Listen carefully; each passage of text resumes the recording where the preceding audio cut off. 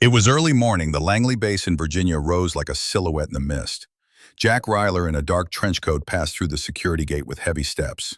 There was determination on his face, but in his eyes the weariness of a truth he already knew.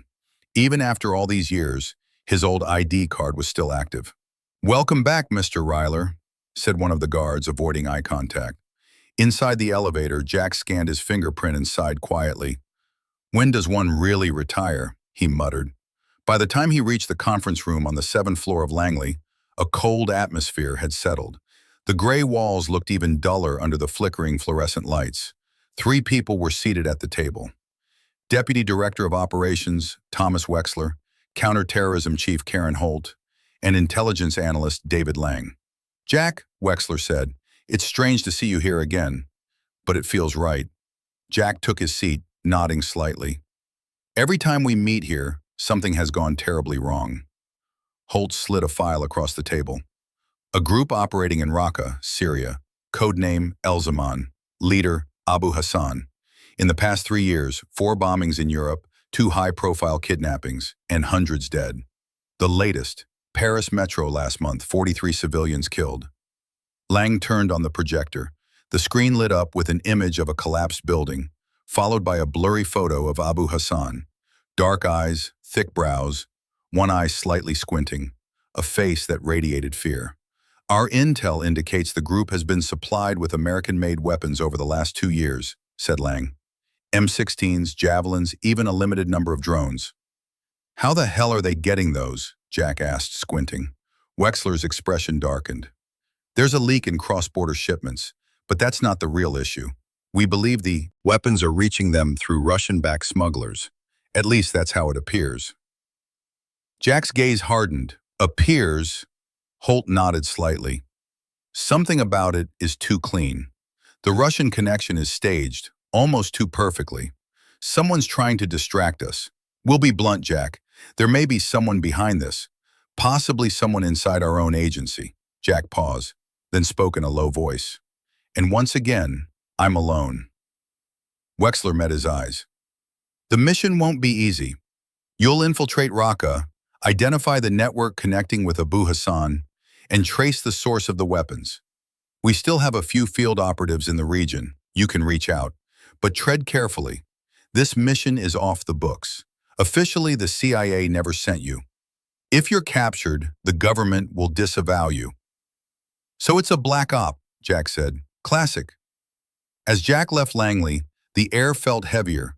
He had been handed a fake ID, a new passport, and a few covert tools. But the most important preparations, he had to handle himself. In the silence of preparation, Jack traveled to an old cabin hidden deep in the woods, about 100 kilometers north of town. It was the last remnant of his former life. Beneath the cabin floor was a hidden compartment. Turning a rusted lever, he lifted the lid of a metal safe embedded in the ground. Inside were 2 pistols, a custom-made sniper rifle, old CIA documents, and a box of personal mementos. He laid out each weapon, cleaned them, oiled them, adjusted the scopes. His hands, marked by scars and time, moved with practiced precision. Then he stepped outside. In the vast forest, he built himself an obstacle course. He ran, crawled, leapt over barriers, just like in the old training days. His body was no longer young, but his control remained steel-sharp. He was still a master of close combat and hand-to-hand defense. His firearm skills were elite, some of the best the agency had ever seen. He still spoke several languages fluently. Keeping up with tech was tough, but he could still navigate most communication systems. And when it came to explosives, he was a ghost with a fuse. His old commander once told him, "You're a $10 million weapon, Jack." He was, only now he was silent, and every silence has an end. Within Langley, his name was still whispered. The stolen glances, the half-heard conversations, Jack Ryler was far from forgotten. At night, he didn't light fires. He survived on crackers and canned food. He didn't sleep. He only rested. His mind trained itself to silence. He listened to every rustling leaf, every distant owl call, because he knew waiting for him in Syria was not just death, but a deeper silence, the silence of betrayal. When preparations were complete, Jack returned to his town one last time to collect a few final things and to say goodbye. It was late afternoon. The sun had painted the horizon in shades of burning orange. Jack stood in front of the bookstore. Inside, a young woman stood behind the counter. "Where's Leo?" he asked softly. The woman's face fell. "Leo passed away 3 days ago. Hit and run. They didn't even make it to the hospital." Jack reached out to steady himself on the counter, hiding the tremble in his fingers. "Any witnesses?" "No, and there were no cameras on that street." Jack said nothing. He nodded slowly and left the shop. Outside, a black car with tinted windows caught his eye. Foreign plates. Someone was watching. He could feel it. He stopped for a second, then continued walking. That night, Jack took a train out of Washington. He carried a fake passport, an old backpack, and a one-way plane ticket pulled from the Langley file.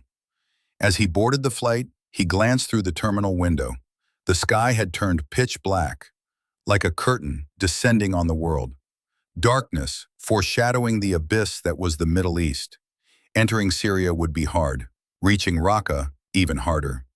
He would first fly to Jordan, from Amman to Daraa, then slip across the border using old smuggling routes. Paths he once used years ago. Some names still remembered Jack Ryler, with awe or with fear.